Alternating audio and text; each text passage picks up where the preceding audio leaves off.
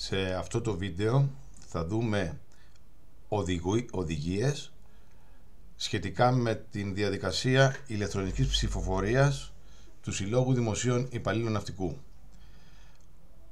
Έχουμε λάβει στο email μας ένα link, είναι αυτό εδώ, το οποίο το πατάμε και απευθείας μεταφερόμαστε στην ηλεκτρονική κάλπη της ΕΦΣ.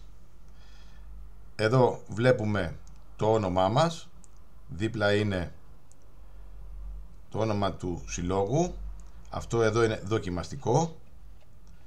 Εδώ απευθείας μας βγάζει στην καρτέλα για να κάνουμε είσοδο στο ηλεκτρονικό παραπέτασμα. Σε υπόλοιπα εδώ μπορούμε να δούμε κάποιες πληροφορίες που αυτή τη στιγμή δεν μας αφορούν. Ξεκινάμε λοιπόν πατώντας πάνω είσοδος στο ηλεκτρονικό παραπέτασμα. Κατευθείαν μας βγάζει σε ένα παράθυρο το οποίο έχουμε διάφορες επιλογές. Εμείς θα πάμε απευθείας, χωρίς να πάμε αλλού, εδώ που λέει υποβολή ψήφου σε όλες τις κάλπες. Είναι πολύ σημαντικό να μην πάμε στις ξεχωριστές κάλπες που είναι 3, διότι αν επιλέξουμε κάθε μία κάλπη ξεχωριστά, θα πρέπει, εφόσον τελειώσει η πρώτη κάλπη, να ξαναβγούμε από το σύστημα, να πάμε στο link κτλ. Πράγμα το οποίο δεν το επιθυμούμε. Ξεκινάμε λοιπόν πατώντας εδώ που λέει υποβολή ψήφου σε όλες τις κάλπες. Πατώντας λοιπόν μπαίνουμε στην πρώτη κάλπη. Μας την ονομάζει Διοικητικό Συμβούλιο, όπως έχουμε δώσει το όνομα, και πηγαίνουμε εκεί που λέει εκκίνηση, κάτω δεξιά. Πατάμε εκκίνηση. Εδώ λοιπόν στην εκκίνηση θα δούμε τα ψηφοδέλτια με τους συνδυασμούς, όσα είναι αυτά, 2, 3, 4, ψηφοδέλτιο 1, ψηφοδέλτιο 2, ψηφοδέλτιο 3. Ας υποθέσουμε λοιπόν ότι επιλέξουμε το ψηφοδέλτιο 2. Με το που πατάμε πάνω στο ψηφοδέλτιο, είναι μπλε, γίνεται πράσινο και μας εμφανίζει τους υποψηφίους. Υποψήφιος 1, υποψήφιος 2 και ούτω καθεξής. Μας λέει και μέχρι πόσες επιλογές έχουμε, τους γνωστούς σταυρούς.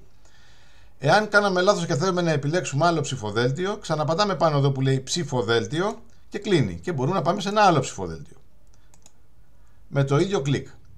Επιλέγουμε λοιπόν το ψηφοδέλτιο και πλέον επιλέγουμε και τους υποψηφίους. Εδώ επιλέξαμε 3 υποψηφίους. Αν θέλουμε να τους αποεπιλέξουμε, πατάμε πάλι πάνω στους ίδιους και μπορούμε να κάνουμε κανονικά τη διαδικασία επιλογής. Επιλέγουμε λοιπόν τους υποψηφίους. Εγώ εδώ επέλεξα 3 ας πούμε και κατευθείαν πατάμε συνέχεια κάτω δεξιά. Με το που πατήσουμε συνέχεια, η ψήφος κρυπτογραφείται και βλέπουμε τι έχουμε επιλέξει, ποιους έχουμε επιλέξει, ποια ονόματα έχουμε επιλέξει.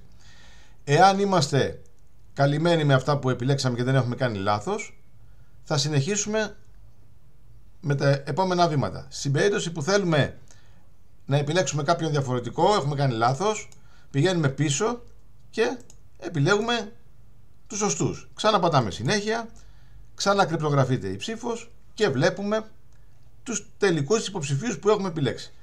Εφόσον λοιπόν είμαστε σύμφωνοι με αυτό που έχουμε επιλέξει, κλικάρουμε εδώ ότι είμαστε μόνοι μας και δεν παρακολουθεί κάποιος άλλος τις επιλογές μας, είναι μυστική η ψηφοφορία, και μετά μας ανοίγει και το κουμπί που λέει υποβολή ψήφου. Υποβάλλουμε λοιπόν την ψήφο, η οποία κρυπτογραφείται, και κατευθείαν το σύστημα μας πηγαίνει στην επόμενη κάλπη.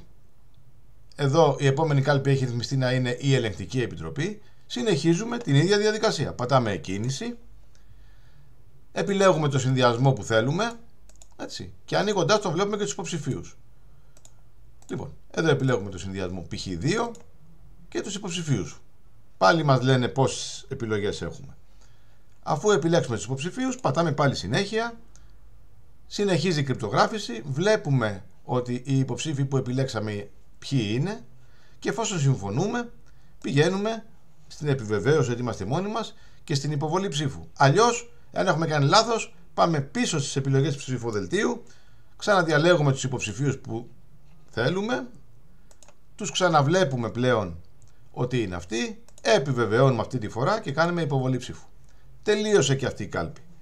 Το σύστημα μας μεταφέρει αυτόματα την τρίτη και τελευταία κάλπη, που είναι η ΠΟΕ, η Ομοσπονδία. Ξαναπατάμε εκκίνηση, ξαναεπιλέγουμε το συνδυασμό που θέλουμε να επιλέξουμε, βλέπουμε τους υποψηφίους, μπορούμε να δούμε και τους υποψηφίους σε όλους τους συνδυασμούς, επιλέγουμε αυτόν το συνδυασμό που θέλουμε και τους υποψηφίους του συνδυασμού. Και εδώ θα έχουμε αριθμό επιλογών και εφόσον έχουμε επιλέξει πατάμε συνέχεια. Βλέπουμε ποιους έχουμε επιλέξει και εφόσον είμαστε σύμφωνοι με τις επιλογές μας, επιβεβαιώνουμε και κάνουμε υποβολή ψήφου.